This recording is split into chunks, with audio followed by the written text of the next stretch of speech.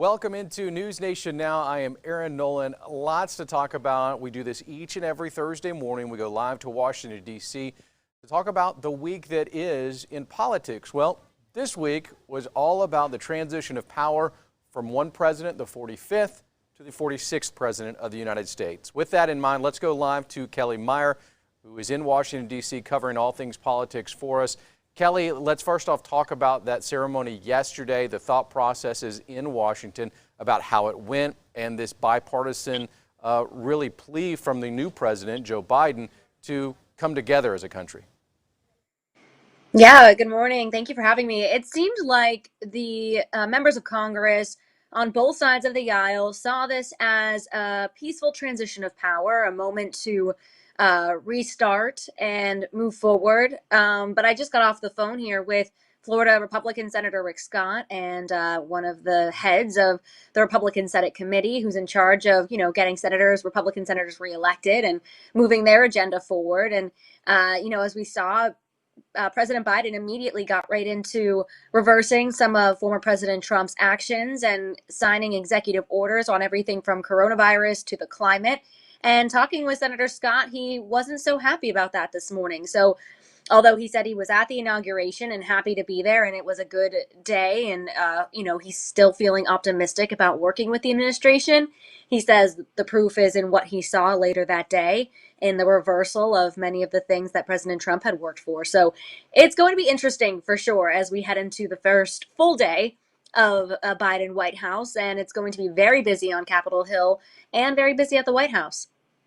All right, so President Biden will be speaking at 1 o'clock. We'll be running that live right here on News Nation Now and our Facebook pages across the country. Kellie, as he had that stack of things to sign yesterday, kind of walk me through, speaking with politicians, you speaking with Senator Rick Scott out of Florida on that. What was the thought process on some of those that were good for the country and some of those maybe that are going to become a fight for politicians there in Washington, D.C.? Well, we saw things like, as I mentioned, the coronavirus pandemic. So he's mandating masks on federal properties. He rejoined the Paris Climate Accord. He's looking to next replace or repeal the so-called Muslim ban. He is sending an immigration package to Congress and also working on the next COVID-19 relief package as well, and working with members of Congress on that. But for Rick Scott, a Republican from Florida, again, he didn't seem too happy with any of those. He had a lot to say on immigration. He said, quote, their agenda is going to be negative. He feels that it's not a positive or optimistic outlook for the 100 days, even though he says he's trying to remain so. And then again, there is also still an impending impeachment trial in the Senate to come. We're waiting to see. There's a press conference coming up here in the next hour with House Speaker Nancy Pelosi when she will send that article of impeachment over. He believes that will further divide the country, which has been a response from Republicans up here. But we, again, have more calls with Democrats. I'm talking with Virginia Democrat Tim Kaine here shortly. We also have new Democrats from Georgia, Raphael Warnock, and we have John Ossoff. They were sworn in yesterday, so we're talking with Warnock later this afternoon. And that happened yesterday as well. After the swearing in of Biden and Harris, we had the swearing in of 3 new Democratic senators that ushered in the Democratic majority. And with that, that may help President Biden and only help him push his agenda forward, having Democrats in the Senate and in the House. Kellie Meyer joins us live from Washington, D.C. If you're joining us here on our News Nation Facebook page or newsnationnow.com, you know about us. If you're joining us from different stations across the country, maybe your favorite local television station, you may not know about us. We are News Nation, a brand new network located in Chicago, but we're a national network that is focused on doing things differently, unbiased. We're not going to tell you how to think on the right or the left. And each and every Thursday right here on this Facebook page and on newsnationnow.com, Kellie Meyer joins us. And Kellie, obviously, I saw you take a drink of coffee a moment ago. We are at that point in this political cycle where a lot of people are exhausted.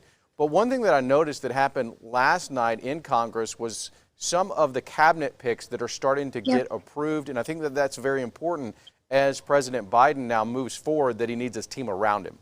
Yeah, absolutely. And that's something they were wanting to move forward with. The Senate just returned on Tuesday and immediately got into confirmation hearings. They had about 5 on Tuesday As you mentioned, they confirmed Director of National Intelligence Avril Haines last night.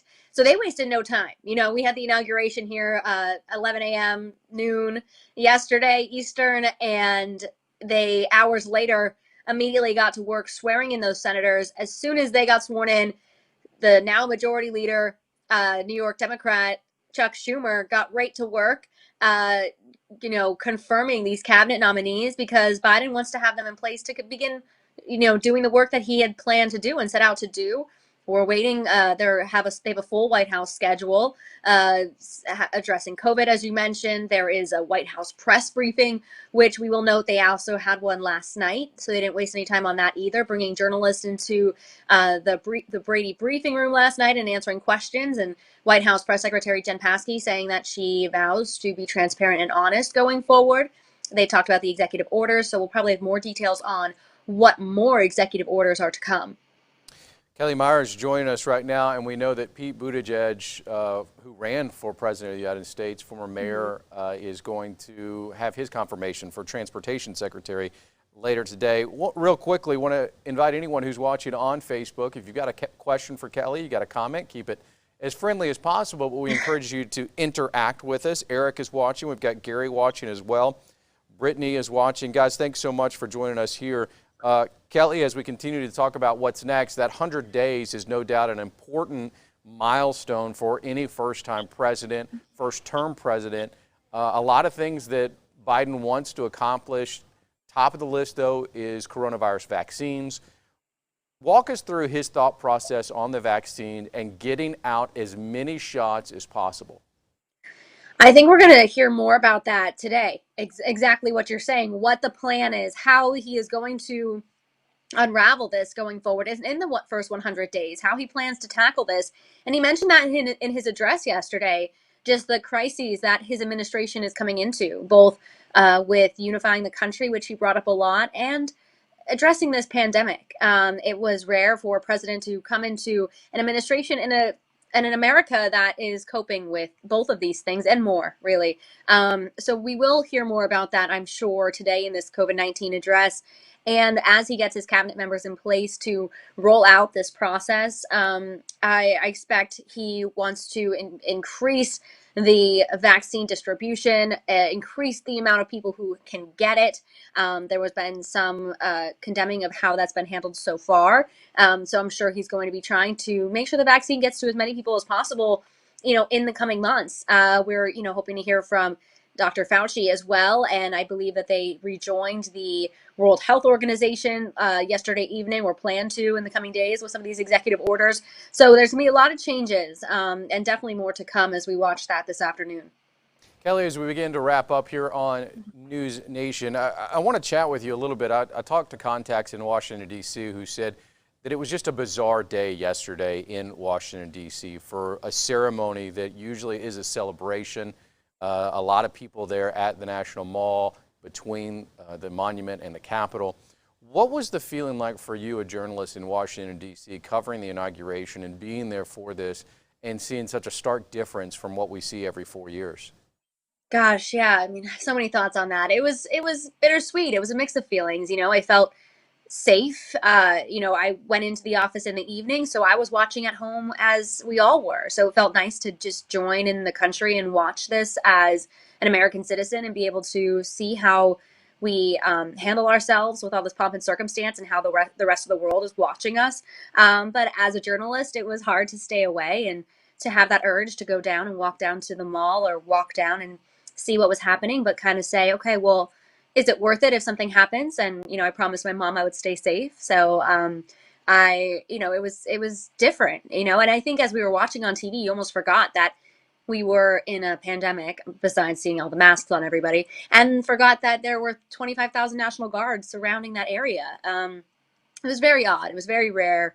And it was strange, a strange feeling last night leaving the office. I left around 2:30 in the morning, and you saw the trucks of the National Guard's troops starting to leave. And you just felt grateful that they stayed and protected us. And sad to see them go, because there is that fear. And the fencing is still staying up. But we do hope that we stay protected with the United States Capitol Police as we return to Capitol Hill this afternoon and continue our work up here. Was there any difference? I know a lot of our reporters have been talking about this, whether it's Joe Khalil, Brian Enton, Tom Negevin, who all were in Washington. Michael Schur was there as well. For you being a resident, could you tell that there was a difference on this day, or was it kind of just business as usual? No, absolutely a difference. I mean, because I was at the last inauguration in 2016, and there were crowds, the parade, vendors selling T-shirts, restaurants open. I mean, it was a double whammy because not only the pandemic has closed so many restaurants, you couldn't even grab a cup of coffee if you wanted to. Even as a journalist, everything was closed. And on top of that, it was also closed because of the security concerns. It was closed because people who work at these places of business couldn't get into the city because of the checkpoints. It was shut down. It was ghost town. So it was interesting, for President Biden to have this moment he's waited his entire political career for, and to not have that full-on reception from the American people, to be here in Washington. But we have coped through 2020 and we're going into 2021, and the biggest thing is that we were safe yesterday. Everybody was safe and okay. I'm so grateful for that. And but it definitely was a very different Washington, D.C., but it's seeming as though it's beginning to go back to normal, or what we call a new normal. All right, Kellie Meyer joining us from Washington, D.C. Kellie, thank you so much. Take as much rest as you can get over the next few days. But I know the cycle in Washington really doesn't allow that to happen. Yeah, I'll try. Thanks, Aaron. All right, Kellie. We will touch base with Kellie in a week's time, figure out exactly what's going on there in Washington, D.C. Again, if you are joining us from across the country and you don't know about NewsNation, we are a brand new, unbiased newscast. Unlike the other guys, we're not going to steer you to the left, steer you to the right. We're going to give you the story right in front of you and let you decide how you feel. If you need to watch us and don't know how to, go to our website. It is NewsNationNow.com, up on the right-hand corner. Put in your zip code. We'll tell you exactly how to watch us. And this week, we started streaming on the YouTube Hulu world, so join us there as well. I'm Aaron Nolan. Have a fantastic Thursday. We'll see you next time.